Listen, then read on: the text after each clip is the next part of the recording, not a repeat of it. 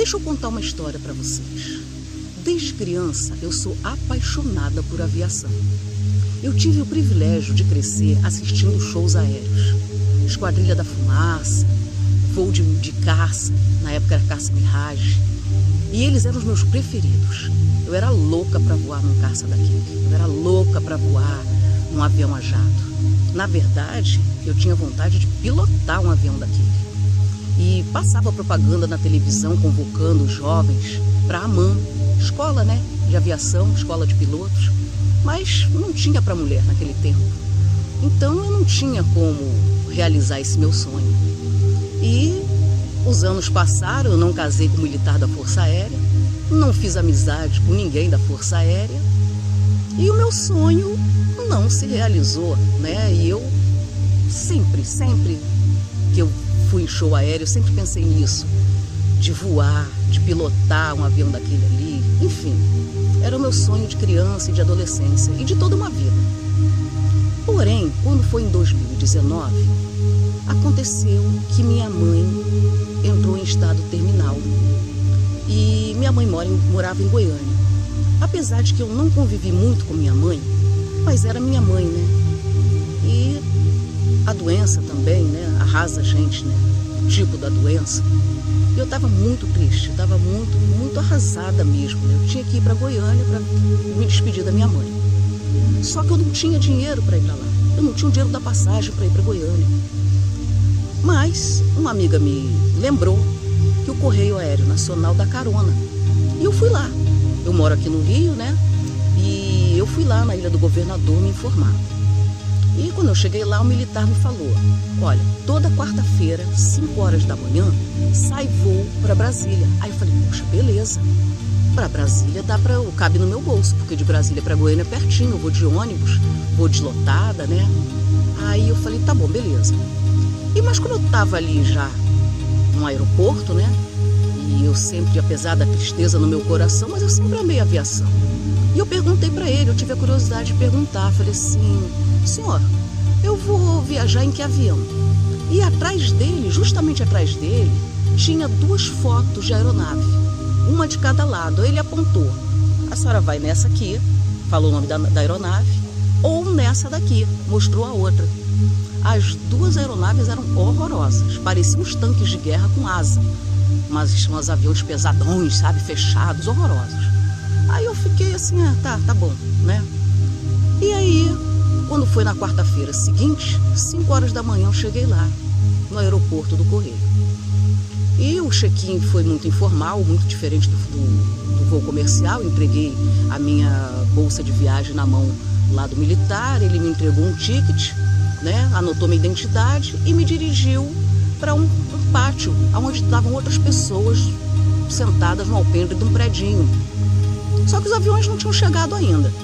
Aí eu falei assim: gente, não, a gente vai ficar aqui esperando o avião. E eu triste, né, arrasada, né, poxa, sentada ali. Aí passou um tempo, veio um militar lá de dentro e falou para mim e para as outras pessoas, falou assim: olha, vocês podem fazer uma fila aqui e me acompanhar. Aí todo mundo levantou, fizemos aquela fila e fomos acompanhando esse senhor. Quando a gente vai acompanhando ele, a gente vai para trás do prédio. Atrás do prédio estava as nossas bagagens, a minha e a dos outros, que eu reconheci a minha lá, e eles passando uma raquete de detector de metais e os cachorros lá farejando. Eu falei: olha, interessante, hein? Os cachorros estão ali farejando alguma possível droga, né, e tal, né, detector de metais ali. Aquilo ali me chamou a atenção, fiquei olhando para aquela cena. Tanto que eu, quando eu dei por mim, naquela fila já tinha outros militares passando detector de metais na gente. E a fila andando até que finalmente eu olho para frente. A fila tá andando para um avião que parece um míssil, que parece um foguete, uma flecha. Aí eu falei: peraí, gente, eu tô na fila daquele avião ali, caraca, eu tô na fila errada. Aí eu falei pro militar, né? Falei: senhor, esse voo aqui é o Brasília 5 horas? Ele falou assim: é. Eu falei: caraca, maluco, quando ele falou que eu ia voar naquele avião, que eu vi nitidamente que era um avião militar, tipo, quase como um avião de guerra, um avião cinza, escrito Força Aérea Brasileira, parecia uma flecha. Eu falei, gente, isso não é um avião de carga, isso é um jato. Aí eu fiquei enlouquecida, eu peguei e entrei no avião. Quando eu entrei, o avião era, gente, muito pequeno, sei lá, uns 3 metros de largura, sei lá, uns 4 metros no máximo, muito apertadinho. Já sentei, botei a cara na janela, meu coração começou a bater acelerado. Eu falei, caraca, eu vou voar num jato. Gente, não é possível. O cara falou que eu ia viajar naquele cargueiro. Aí quando eu olho para fora, eu vejo vindo uns oficiais com roupa de gala, as suas esposas, todo mundo muito sofisticado, sabe? Bem diferente do povo que era mais parecido comigo, que entrou antes. E aí eles se sentaram e eu falei assim, caraca, é isso mesmo. Aí fechou a porta. Quando fechou a porta, já começou a taxiar. Taxiou uns 15 minutos, eu ali, naquela adrenalina, meu Deus do céu, não acredito. Se isso aqui for um jato mesmo, na hora que ele acelerar o turbo, eu vou colar na cadeira.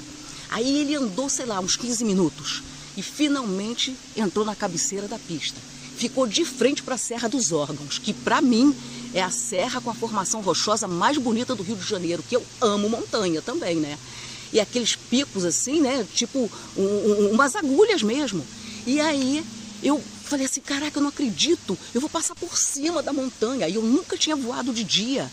Aí parou e começou a acelerar. Começou a acelerar. Daqui a pouco ligou o turbo, tchuf, eu colei na cadeira. Eu, caraca, não posso falar o resto aqui.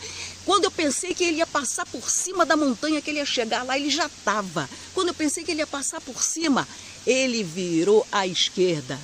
Diferente do voo comercial, o piloto não avisa nada. Quando eu olhei, a janela era o chão, eu olhei assim para baixo, eu, caraca! Eu estava vendo a montanha da Serra dos Órgãos, toda de cima, cheio de nuvens, essa paisagem fantástica, entendeu? Eu voando num jato, eu não acreditei. Aí eu olhei assim pro lado e falei assim pro um dos oficiais que estava ali. Quando eu olhei, tava todo mundo sorrindo, olhando para minha cara, tava todo mundo contagiado pela minha alegria.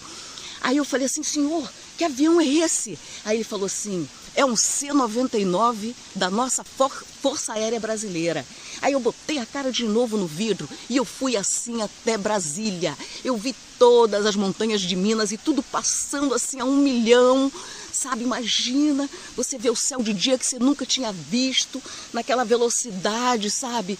E depois começou a aparecer as plantações. Eu fiquei com a cara colada no vidro. Eu só lembrava de olhar para o lado quando vinha algum daqueles militares trazer um cafezinho. E quando eu olhava para a cara do cara, eu via que o cara estava ali há um tempão, esperando eu olhar para ele. E a alegria deles de ver a minha alegria, sabe?